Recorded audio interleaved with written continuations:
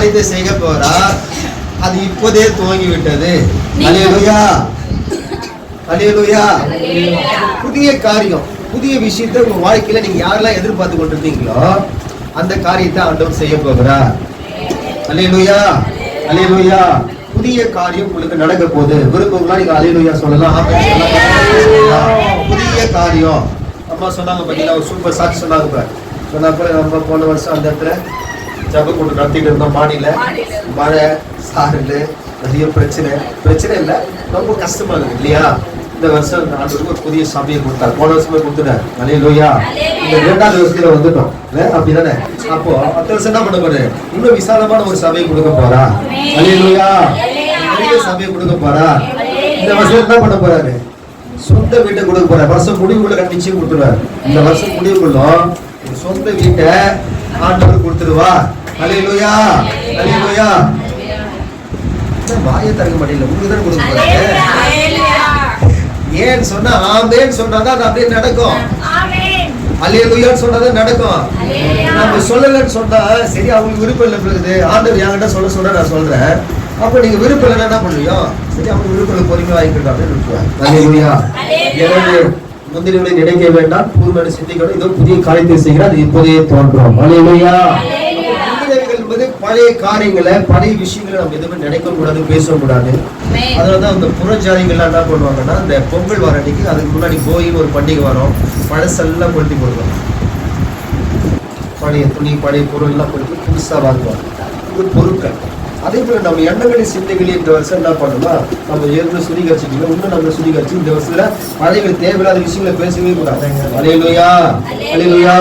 புதிய சிந்தை, புதிய எண்ணம், புதிய சரீரம், புதிய பலனு, புதிய வல்லமை தேவன் கொடுப்பார். அல்லேலூயா. புதிய வீட்டை கொடுப்பார், புதிய சபை கொடுப்பார், எல்லாமே புதுசாவே கொடுப்பார். அல்லேலூயா.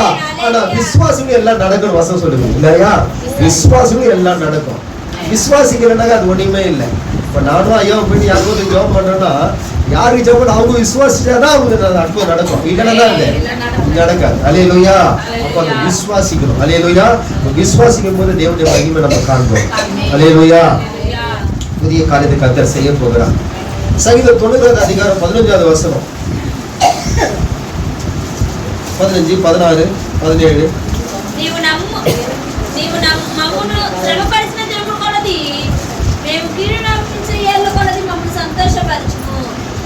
எல்லாருக்கும் கேட்கணும். ஒரு தமிழ் வாசிக்கும். தேவரீர் எங்களை சிறுமைப்படுத்தின நாட்களுக்கும் நாங்கள் துன்பத்தை கண்ட வருஷங்களுக்கும் சரியா எங்களை மகிழ்ச்சியாக்கும். அல்லேலூயா.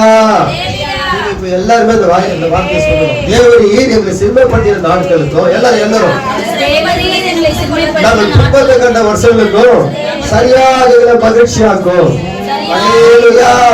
சரியாக எங்களை மகிழ்ச்சியாக்கும். சரியா எங்களை மகிழ்ச்சியாக்கும்.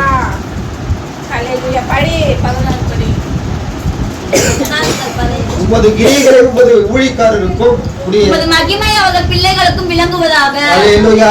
அல்லேலூயா. பிள்ளைகளா யாரு? நீங்க தான். அல்லேலூயா. ஊழியக்காரோட பிள்ளைங்க நீங்க, பிள்ளைங்க நீங்க. அல்லேலூயா. உங்க மகிமை உங்களுக்குள்ள வரணும். நீ விசுவாசமா கவனிக்கணும் செய்தியெல்லாம். அல்லேலூயா. அடுத்தது 17. எங்கள் தேவனாகிய ஆண்டவரின் பிரியம் எங்கள் மேல் இருப்பதாக. தேவனாகிய ஆண்டவர் பிரியம் எங்கள் மேல் இருப்பதாக. எங்கள் கைகளின் கிரியை எங்களிடத்தில் உறுதிப்படுத்தும். எங்களுடைய கைகளின் கிரியைகளை உறுதிப்படுத்தா எங்களுடைய வருமானத்தை, எங்களை ஆசீர்வாதத்தை உறுதிப்படுத்தும். ஆம், எங்கள் கைகளின் கிரியை எங்களிடத்தில் உறுதிப்படுத்தி அருளும். ஆமென். அல்லேலூயா. இந்த வசனத்தின்படி முன்னே நினைக்க வேண்டாம், பூர்வ சிந்திக்க வேண்டிய புதிய காட்சி அது இப்போதே தோன்று சொன்னாரு. ஆண்டவர்கிட்ட நம்ம கேட்கிறோம், சிறுமைப்படுத்திய நாட்களுக்கும் துன்பத்தை கடவுள் சரியாய் மகிழ்ச்சியாகும். அது போன வசனம் முடிஞ்சு போச்சு. இந்த வசனம் வரணும், நன்மை கிருபை நம்மளை தொடரணும். அல்லேலூயா. ஜீவனுள்ள நாட்கள் எல்லாம் நன்மையும் கிருபை நம்மை தொடர வேண்டும். அல்லேலூயா.